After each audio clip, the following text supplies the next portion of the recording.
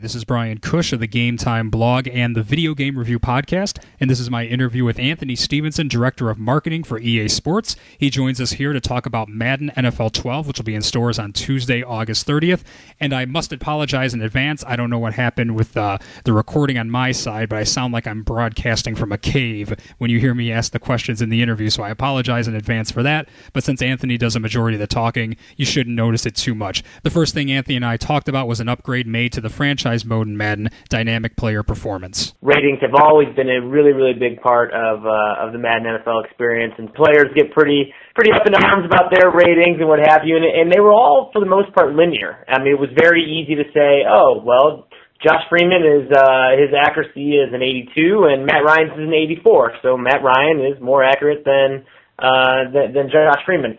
But let's use that example. Let's say that Matt Ryan's overall rating is an 83 and Josh Freeman's is also an 83. You might think, well, then those guys are the same player, right? That's how it would probably would have played out in previous versions of Madden. But what we know as NFL fans watching games on Sunday, Matt Ryan has the nickname Matty Ice for a reason. He's been in the league for a few years now, and he's been known to be pretty cool under pressure, so he's very consistent.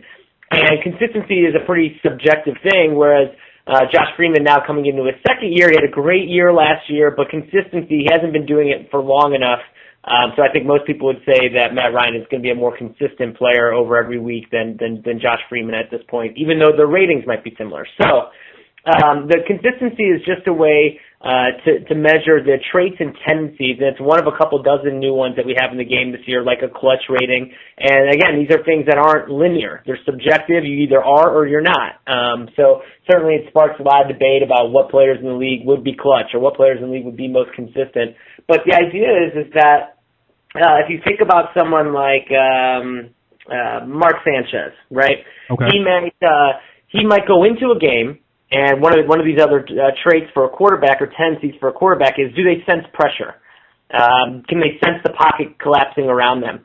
And now are they more apt to roll outside of the pocket and remain consistent, like a Ben Roethlisberger, like a Michael Vick? So in the case of Mark Sanchez, when he goes into the game, he might start off as being, hey, this is a quarterback that senses pressure. But in the first quarter, defenses know, hey, if we can get to Sanchez early, it's really going to rattle him. He's not super consistent. And so, whereas if you get a couple sacks on him, his tendency of sensing pressure will actually go down. And he will be more apt to take a sack or to force a throw because he doesn't really sense what's going on around him because he got rattled early. So there's no way to really put a rating against that. It's more or less a subjective, you kind of watch them play over the course of the season and you sort of see these human elements play out. If you want to look at the kind of polar opposite of that, look at a guy like Tom Brady, Peyton Manning. If these guys throw an interception, it's no big deal. They go right back into doing what they would normally do. They're not going to all of a sudden not try a deep ball because they got picked off once or twice early in the game. That's just the type of MVP caliber quarterbacks that they are. So it's just another way that we're using to slice and dice player ratings and separate players that may seem equal on paper, but when you watch them on Sunday, you just know, hey, I'd rather have this guy or I'd rather have that guy. And in terms of, from a franchise perspective, what's really cool is we also have this thing called persistence and basically hot and cold streaks. So if you think of a guy like Michael Vick is a great example last year. Okay. Michael Vick might be rated as an overall rating of 87, right? But we know watching Michael Vick, there's weeks where he can play like the best quarterback in the league. And while he's not a 98 overall rating, like maybe a Brady, he can play at that level. So what that means is, in franchise, if Michael Vick gets on a hot streak, you're basically going to feel that from week to week. So if you're in a franchise, let's say you're the Giants, and you're going along your season, and you're kind of watching what else is happening in the league for your franchise, you see, oh, wow, the Eagles have just won 2 in a row. And you dive in and you look at, oh, man, Michael Vick has really been playing well. He's got 8 TDs and no picks over the last 2 games. When you go to face him that next week, he's going to be riding a hot streak, and he's going to be performing closer to what would be that MVP level, Tom Brady level than he would be if he was the opposite and he was, 4 touchdowns, 7 picks, where he might be performing at a level that is below what he is rated, like an 87. He'd be performing at what would be seen as like a 79 or 78. So it's that kind of ebb and flow that players go throughout the course of the season in terms of confidence and performance, and seeing that play out in your franchise. So that's how dynamic player performance and persistence with hot and cold streaks sort of work together. Right, and in the demo, there's a video example of that, and the demo is available now on Xbox Live and the PlayStation Network. You can play a full game, Bears versus Packers, a rematch of the NFC title game, which as a Bears fan didn't go my way, but I've gotten over it. But we're together on that. We're together on that. Exactly. You're from the Chicago area as well. In the video, they use an example we talked about before we started taping here, Aaron Rodgers and then Tim Tebow, who could be a little shaky. Now, let's say if I'm a Broncos fan and I pick up Madden 12 and I start my franchise with the Denver Broncos, what would I have to accomplish to get Tim Tebow up to the Aaron Rodgers level? Like if I started and just played on pro level and won back-to-back Super Bowls my first 2 years, would Tim Tebow then be up to that level? How long would it take? Well, I think it depends. There's so many factors that go into it. The team that's around you, and Tim Tebow is a tough example because he every player, as I said with the Mike Vick example, every player has a floor and a ceiling. Oh, okay. I don't know that Tim Tebow's ceiling could really approach Aaron Rodgers at this point. Mm-hmm. So I think it just depends. It depends on, like I said, the players around you. What year are you in your franchise? And how are you performing? But I think you sort of know going in what your sort of peak level would be, right? So if you're going in with the Broncos and Tim Tebow and you're expecting to get to grow Tebow to an Aaron Rodgers type level, over the course of the season when you get on a hot streak, that might be a little bit of a stretch. But again, it just depends on how long you are in your franchise and how far along, how much effort you're willing to put into it, I suppose. Right. One of the new features in franchise mode, you guys have a new free agency bidding system. Yeah, that's really cool. Set up? Yeah. Yeah, I mean, this is a great example right now because of what's been going on in the NFL. I mean, you took basically a 3 to 4 month transaction window and condensed it into about 3 weeks, and so you saw the kind of free agent frenzy that went on, and it literally was like a bidding war, which is exactly what we represent in Madden. It is almost like an eBay type of a system. There's a free agent, let's say Nnamdi Asomugha, and he's out there on the block, and you say, all right, I'm willing to do X amount of money over X amount of years, and you're the front runner. Then all of a sudden the Lions come in and go over the top and put a better offer, and you have a X amount of time to decide whether or not you want to come back and try to top that. And what's really cool is that it puts a lot of pressure on you to make quick decisions, just like you would have to in an NFL offseason when multiple teams are competing. But what's neat is that these teams, when they bid, they're not just bidding because, Nnamdi Asomugha is the highest-rated player available in free agency, and that's who we're going to go after. That's how it used to work traditionally in Madden. Now every team has a philosophy. So if you look at some real-world examples, like the Raiders, for example, they like speed. They like raw physical skills. Everybody knows that. So there might be a Jericho Cotchery out there who's he's a pretty good possession slot guy. But then they decide to go with some lesser-known guy that runs a 4.340. I mean, we've seen them do it in the draft for years now. Right. You look at the Patriots. Everybody knows the Patriots way, right? They don't, they kind of just value talent. They don't necessarily care about anything else. They think that, if they come into the Patriots system, these guys will play by our rules or they'll get out. So it's and we saw that play out in the offseason, obviously. Yes.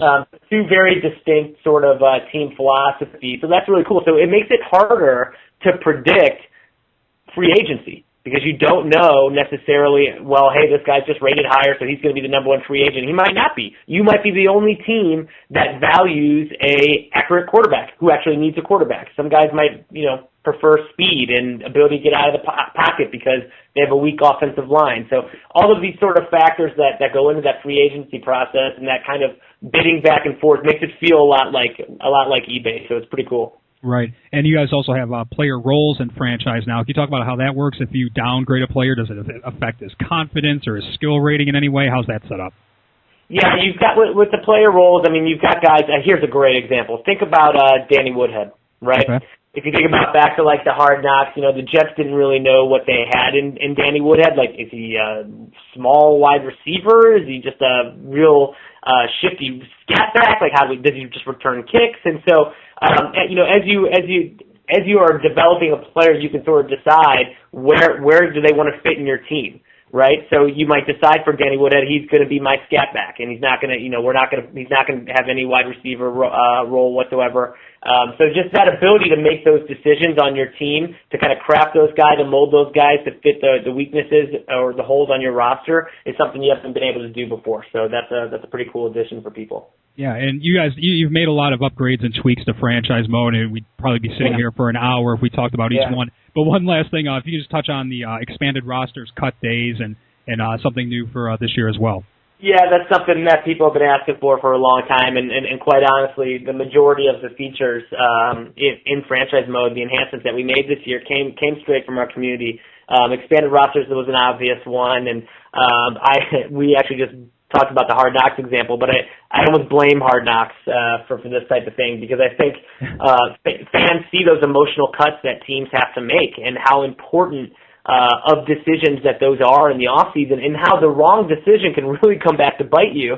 I'm sure that the Jets wish they didn't cut Danny Woodhead, considering that he is now, Bill Belichick was crafty, and he picked him up off waivers, and he was a pretty important cog on a 14-2 New England Patriots team. So it's those decisions that really can impact your franchise for a long time. So now that we have expanded rosters and we have those cut days in the preseason, you as a general manager of your franchise can experience making those tough decisions, and you're not always going to have all the information at your ready. A lot of these free agents or these guys that are on your roster in the preseason, as you go on through the preseason and you use those players more and more, you unlock ratings or information about that player. So you might have this undrafted rookie cornerback, and you don't really know much about him. None of his ratings are all kind of question marks at that point. You play a couple games for him, and you realize, wow, he's got an 82 awareness. That's pretty good. And then you keep playing, but all of a sudden it's time to cut down that roster, and you have to make a decision. Do I know enough about this guy that I'm willing to sign him?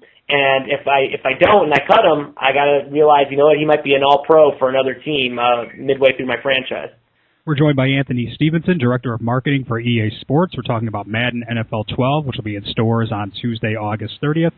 And Anthony, I want to talk a little bit now about some gameplay and collision tackling. This is something that was introduced in NCAA Football 12 as well. Now, for those who haven't played NCAA or haven't had a chance to check out the demo yet for Madden 12, can you talk about how collision tackling will really change gameplay for Madden? Yeah, the way I like to explain it is it's point of impact. So the way that it used to work in the past is you might be a running back, and you're busting through the line, and you come up on a linebacker, and an animation would trigger before you've actually made contact with that linebacker. Now, if you're anyone like me, you're still banging buttons, thinking you're in complete control, and you're getting frustrated. But in reality, that decision had already been made right before you made impact. So what we've done now with the new collision system is that you're going to have full control over that player all the way through that point of impact. So that means that it's going to be easier for you to break out of tackles, to stiff-arm guys, to do combo moves, a juke and a spin, what have you, and know that you're actually in control of that player. You're the one that the success or failure of that move is really going to be dependent on you versus a roll of the dice, if you will. So that's a really, really big deal. And so when you sort of marinate that all through, it's 100 new different tackle animations. There's 40 different new gang tackles, and the hits just feel more impactful. And that's really what we're trying to deliver, just a more responsive, a more fluid experience on both sides of the ball. And I noticed you guys, with NCAA, they decided to make the X button on the Xbox 360 a tackle button, whereas Madden now you guys decided to stay with the X dive button. Was there a decision behind that? I found that using the dive button helps me tackling because it just seems a little more accurate. It's more like a security blanket, where I found myself missing lots of tackles on NCAA. Yeah, I think I'll miss less on Madden. I think I think there's more risk and reward. In my opinion, I think the thing that you got to remember is that both games, NCAA and Madden, are tuned much differently. And it represents what you see on Sundays and Saturdays, right? The NFL is the best of the best, and there's a lot less room for error. And if you're going to make a risk and you're going to dive at somebody, well, you better get them, because if you don't, they're probably going to burn right by you. So I think that's kind of what goes into some of those decisions, the speed of the game and just the way that the engines are tuned. Right, right. Actually, one thing I wanted to go back to rosters for a second. We're talking about just the frenzy that's been going on with free agency in the NFL. With that, you guys are going to update the rosters. I just wanted to clear one thing up. When the game ships and when people get the game, they'll have the chance to get the new rosters. Does that come via a patch, or do you have to download a roster file through the Xbox Live? It'll be a roster file. Okay. I wasn't sure. From week to week. It's no different than when we update the rosters after week 7, let's say. I mean, okay. I see. Yep. I see. Great. Anthony, I want to talk about some of the visual improvements and kind of the atmosphere. Yeah. You notice it right away. You see Staley the Bear coming out and leading the Bears out, and they're doing the intro, and Urlacher comes out with a flag. What other things will we see? I'm sure we'll see Ray Lewis's dance, among other things. Yeah, of course. What's new this year is we have all 32 unique team entrances. So if, as you mentioned, if you're at Soldier Field, you'll see the Bears mascot leading our team out, and if you're in let's say you're going to New Meadowlands and you're watching the Jets play, you'll see like Santonio Holmes or Sanchez kind of doing a little jumbo jet coming out of the tunnel. The Broncos have the lady on the horse coming through. So it basically is meant to represent, hey, look, every team is somebody's favorite, and it should, if you're playing a home game with your favorite team, it should feel and look and sound like it would if you were, sitting in your season ticket section of that stadium. So that took a lot of work to get all 32 authentic entrances in there. We also leveraged NFL film crews for the actual cinematography of those entrances. So we actually brought these crews in. They had their actual equipment, but when they're looking through the lens for all those team runouts, they weren't seeing NFL footage, they were seeing Madden footage. So we were able to kind of exactly emulate and replicate that cinematography. Every bump, every jig right and jig left, it's fully represented. So when you're watching that team run out, it should feel exactly like you were watching it on Sunday on your couch. Right. Let's talk a little bit about Ultimate Team, and it's going to incorporate some Hall of Famers. Of course, we're Bears fans, so we're excited about Walter Payton. What other? Is there these Hall of Famers come in the packs at some point? Is there a Hall of Fame pack specifically? How's that set up? Yeah, that stuff changes. We change that stuff on a daily basis. That's what's so great about Madden Ultimate Team is we can be really flexible and make changes on the fly based on a player of the week or player of the month or some situation that happened. In terms of the legends, Sweetness is awesome, and he was in there last year. And we definitely have a pretty robust roster of Hall of Famers that are going to be in Madden Ultimate Team this year. But I think the most important change to Ultimate Team this year is I think we've really completed that circle of life, if you will. You've always been able to buy cards. You've always been able to earn cards. You've always been able to auction cards. Right. But you've never been able to trade cards. So the ability to do that this year, I think, is going to really add a whole new dynamic, a level of depth to the Madden Ultimate Team mode. So I think people are really going to enjoy that. And, there's going to be no shortage of Barry Sanders, Jerry Rice type legends in there as well. One thing, when I was looking at the screenshots for Ultimate Team, and one of the cards I noticed was Michael Vick on the Falcons. Are there specific players? Is there like 2002 Michael Vick, something exactly. like that? Okay. Yeah. So it's not just legends. We also have guys like you can get the Peyton Manning, the year that he broke the record with the touchdowns, the 50 some odd touchdowns that he had. Versus the 2011 Peyton Manning, let's say. Hopefully there is a 2011 Peyton Manning. So the same thing with Deion Sanders. You can get him on the Falcons or the Cowboys or 49ers, Kurt Warner. You can maybe on the Cardinals, maybe on the Rams. So, I think you're going to see that these players evolve over the course of their career. I mean, just look at Michael Vick as a great example, right? Like who he was on the Falcons, it seems like he's not really the same player on the Eagles now. He's got a much better pocket presence and much more accurate and patient. But he might have been a little bit faster when he was on the Falcons. So that's kind of the idea, to represent different stages of these players' careers. All right. We're joined for a few more minutes by Anthony Stevenson, Director of Marketing for EA Sports, talking about Madden NFL 12, which will be in stores on Tuesday, August 30th. I want to talk about the newest online feature, online communities, and I guess you can start a huge pool with you and your friends and set your own rules, and this will all count as ranked games as well. Yep. Yeah, that's and you just hit the nail on the head, the ranked games. In the past, let's say last year, we had 200 some odd million online games, and they all had one thing in common: they had to play by our rules. And we know that's not exactly how our fans want it, and we're fortunate enough to have a really passionate, really diverse fan base, and they all like to play different ways. Some guys want to play 12-minute quarters with injuries off, fatigue off, but on all Madden, and that's not our default ranked game. So if they wanted to play like that, they had to be an unranked game. So I think the best analogy that I can give is that it's like putting in your Madden disc in your Xbox or your PlayStation and having your own Xbox Live or your own PlayStation Network experience for Madden specifically. So the only friends that are in your community are presumably your friends who are like-minded and like to play your way or the same way as you. And while, at least for me personally, there's no chance that I was ever going to make the Madden leaderboard ever in my life. But my friends are equally as bad as I am. So I can make the leaderboard in my online community. It's a way to make yourself feel better. Surround yourself with a bunch of other scrubs, right? It is. I prefer to play with as many scrubs as possible, so I can make myself feel better.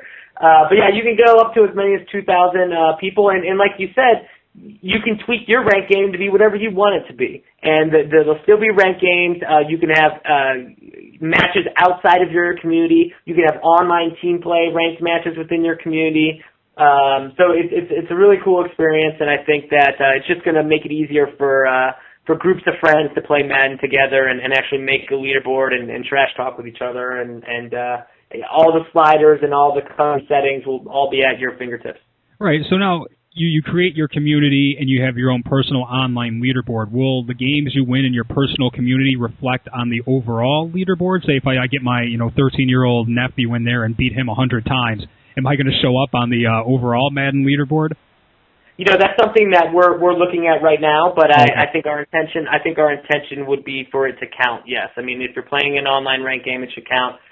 But again, as we start looking, getting past the demo and start looking into some of this stuff, that could always change because we don't want to take away from what the overall leaderboard is, and I think for that to be fair and balanced, it has to be apples to apples.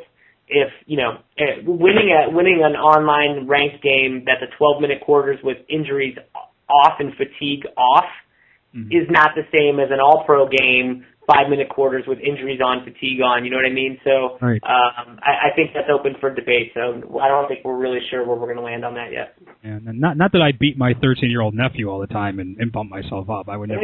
That's kind of what I mean. He actually beats me. So. Fair enough. There we go. Well, before I let you go, I want to talk about this with you because we talked about it at length last year. I think we had a productive conversation about it. But I'm an online franchise guy, and you guys didn't do anything to it again this year. And when we talked last year, the reasoning behind it was, according to your statistics, it was the least played game mode, and only a small, a lot of leagues don't finish. And I know how that is being a commissioner of several online dynasties for NCAA football. It's a hard thing to do. Did not that many people play it again last year? Is that the decision? I guess my main question is, how come we can't just add like one or two little things to it? Because I'm looking at it from a perspective of if they just would have added one thing last year, say the ability to import a draft class, which would be the first thing I would choose, and then add one thing this year, it would be slightly better. Why the decision just to ignore it completely? Yeah, it's a tough decision that we have to make every year. I mean, there's never a shortage of features for us to put into the game, so we always have to just decide which ones are going to be higher priority. To be honest, to answer your question about why didn't we just do one thing, one small thing or two, because we didn't want. It's almost like an Apple approach, right? Apple is sometimes late in terms of getting features into their iOS, but they always make sure that they do it best.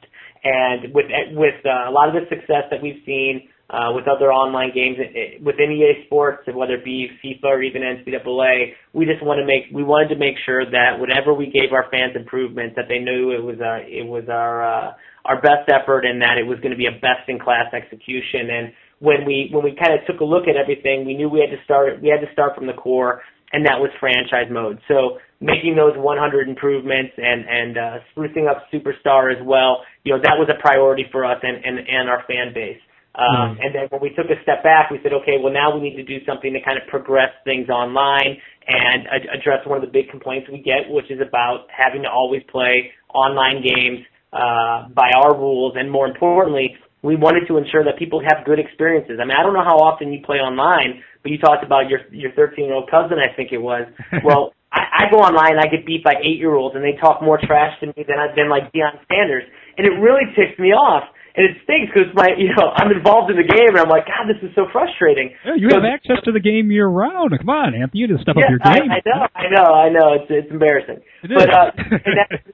that was the reason for online community. So, because at the end of the day, we need to ensure that people are having the best experience possible when they're playing online, because more and more people are playing games online.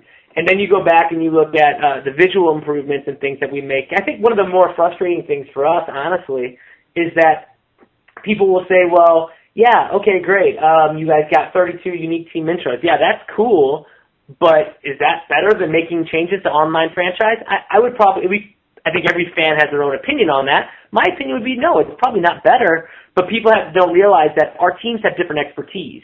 So we couldn't just have our art team go, hey, yeah, go do things to online franchise. So, we have to make a decision on what's the priority for those individual teams when we start the year. And certainly this year, from a franchise, from a career mode standpoint, really fixing the foundation and getting so many of those features that have been requested for a long time into the offline franchise. It was a primary focus. And look, I won't sit here for a second and say that we aren't aware of how big of a deal online franchise is and how important it's going to be to the future of Madden. And while I'd love to give you a bunch of different announcements and things like that right now, I can't. But I can tell you that it is not something that we sit there and ignore. It's something that we're very, very serious about. And by fixing a lot of the things that we fixed this year, I think that allowed us to really lay a great foundation for the future. And like I said, when we do make changes, if we do make enhancements to online franchise or we reinvent what that experience will be, it's going to be knocked out of the park. It's not going to be some Band-Aid solution with a couple tweaks here and there. Right. And that's what we wanted to make sure we did not do this year. Right, so it's like a feast or famine situation. It's either nothing or you guys need to do it all at once. Yeah. Yeah. And actually, I wanted to ask you this, because this was kind of my take on it, because I talked about it on my previous podcast or 2 shows ago, I can't remember. And I think part of the reason behind it is I look at NCAA, because I'm a big NCAA player as well, and I see the changes they make to their online dynasty. Anything they do for offline goes to online, whether it was the coaching carousel, they implemented the Dynasty Wire last year. And I look at Madden, and my take on it, and you have the statistics maybe to back this up or confirm what I say here or disagree. But to me, I think when it comes to the Madden community, there's a greater priority, there's more pride, more focus on individual online play and the individual record in the leaderboard, where I think the NCAA community is more geared towards playing the dynasties and moving up in the rankings. That's why you see the changes made for NCAA. Am I off base there, or am I correct? I don't think you're off base. I mean, I think, we're obviously talking in kind of broad strokes here, but, it's interesting when you look at it from a macro level, the difference between the National Football League and NCAA football. Players I'd say the majority of college football players are never going to make it to the pros. So for them, it's kind of all about team, it's all about franchise, it's all about the pageantry, right? Right. Once you get to the professional ranks, I'm not looking at you, T.O., I'm not looking at you, Ocho Cinco, but it's all about me, the player. I don't want to say it's all about. It's more about me, the player, my accolades. And so I think that's kind of a unique parallel that sometimes you could draw between the 2 fan bases. Again, those are broad strokes and generalizations, but I think there's something to what you're saying. So what you're saying, Anthony, is all the Madden players are just completely selfish, and the NCAA guys are very team-oriented. I got it. All not right. At all. Send all your emails to Anthony Stevenson at easports.com. No, not at all. Not at all. Well, great. Anthony, again, second year in a row you've been on the show, very generous with your time. I appreciate it. And the game, again, comes out on Tuesday, August 30th. And actually, a couple days earlier, if you're a subscriber to Season Ticket, you want to touch on that a little bit for those who aren't familiar? Yeah, Season Ticket is really cool. I got to be honest. I know when I was growing up and wanting to play Madden, I would have given an arm and a leg to get a hold of it 3 days early and rub it in the face of my friends. And I can tell you right now that it doesn't. It's really interesting. it doesn't matter how much money you have, like these NFL athletes. There's some things that money can't buy, and money can't buy Madden early. And so you'd be amazed how many calls we get literally on a daily basis from guys, from celebrities and entertainers. I want the game early. How do I get the game early? Come on, man, hook me up. I'll do this. I'll do that. And so we realized, wow, there's really something here. Our fans would love to get this stuff early. So season ticket, what it is it's a subscription, annual subscription, $24.99, and what that gets you is roughly 3 days early access, full download of all of our EA Sports titles before they're available in stores. And really what that allows us to do is while our games are in transit, the game's done, right? The game's in the box. But right. Why it's in transit on the way to GameStop or Walmart or Target, let you guys get your hands on it, play it. All of your data files, all of your records and progression will stay with you when those 3 days are up and the retail version is available, and you go and get that retail version. All of your history will carry over, so you don't lose anything. So it's not like a demo at all. It is a full version of the game. And then you also get a 20% discount on PDLC on all of our titles, and some badge value that comes along with being a season ticket member when you're in lobbies and things like that. So we're just kicking off this service. It's pretty new, but we certainly think that for our hardcore fans who do get a lot of PDLC and who just want to get a leg up on their friends and get the game early, this is a great way to do that. And we're gonna continue to evolve this service as time goes on. This is just the beginning, so it's a good time to get in. If you want to get a good sense for who some of the Hall of Famers that'll be available in Madden Ultimate Team, for the third year in a row here, we're going to have the Madden NFL 12 Pigskin Pro-Am airing nationally on NBC, 7 p.m. to 8 p.m. Eastern Time, 4 p.m. Pacific, and that's going to be immediately leading into the New Orleans Saints at the Oakland Raiders preseason game on Sunday Night Football in America. So a good night of football on August 28th, and if you're downloading season ticket, you'll already be playing Madden. If you're waiting for the retail version, you'll just be 24 hours away, so it's a good way to whet your appetite and watch some of the best players of all time get out there and mix it up with some celebs.